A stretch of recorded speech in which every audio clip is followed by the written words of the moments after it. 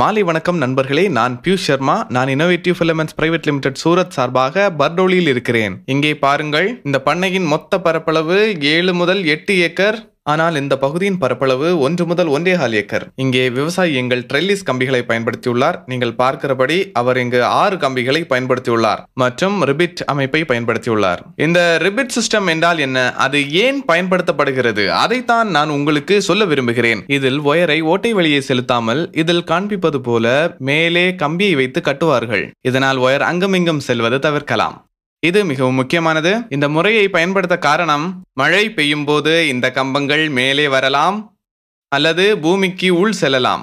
இந்த மாதிரியான சிஸ்டத்தை நீங்கள் பயன்படுத்தும் பொழுது ஒயர்களுக்கு மேல் வரும் அழுத்தங்களை நீங்கள் கட்டுப்படுத்தலாம். இங்கே பார்த்தோமானால் இந்த விவசாயி கம்பங்களுக்கு இடையில் 9 செடிகளை நட்டிருக்கிறார். நீங்கள் அதை பார்க்க முடியும். இங்கே பாருங்கள், அவர் கீழே உள்ள கம்பிகளையும் பயன்படுத்தியுள்ளார்.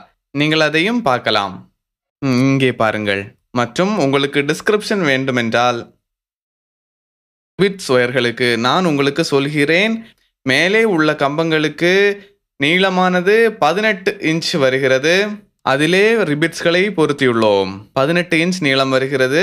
அதிலே ரிபிட்ஸை நாங்கள் பொருத்தியுள்ளோம். இந்த கம்பமானது 4 இன்ச்சுகள் வருகிறது. அதிலே ரிபிட்ஸ்களை நாங்கள் சரியான அளவிலே பொருத்தியுள்ளோம். இவற்றை நாங்கள் கட்டுவதற்கு மோனோஃபிலமெண்ட் ஒயர் பயன்படுத்தியுள்ளோம். 0.8 mm ஒயர்களை மேலே பயன்படுத்தியுள்ளோம். இந்த ஒயர்கள் அங்குமிங்கும் ஆடாமல் அசையாமல் இருக்கும். இதனுடைய நீளம் 18 இன்ச்சஸ். இதை கட்டுவதற்காக 4 இன்ச் ரிபிட்டை பயன்படுத்தியுள்ளோம்.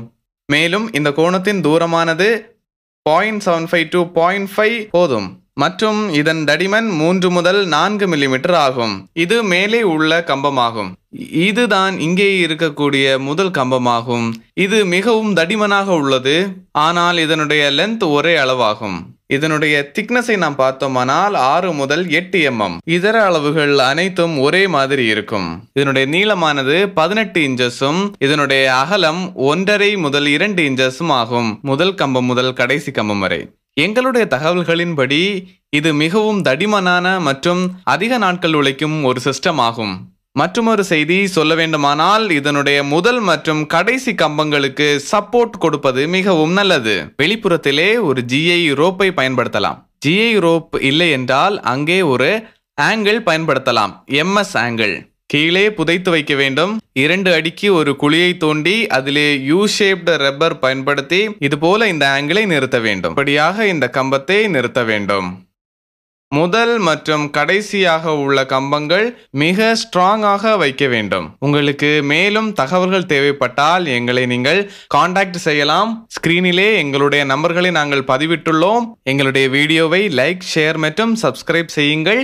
மேலும் பல கிராமவாசிகளுக்கு இதை தெரியப்படுத்துங்கள். இதனால் அவர்களும் எங்களுடைய ட்ரெல்லிஸ் குறித்து தெரிந்து கொள்வார்கள். மேலும் அதிக விளைச்சலையும் பெறுவார்கள். நன்றி.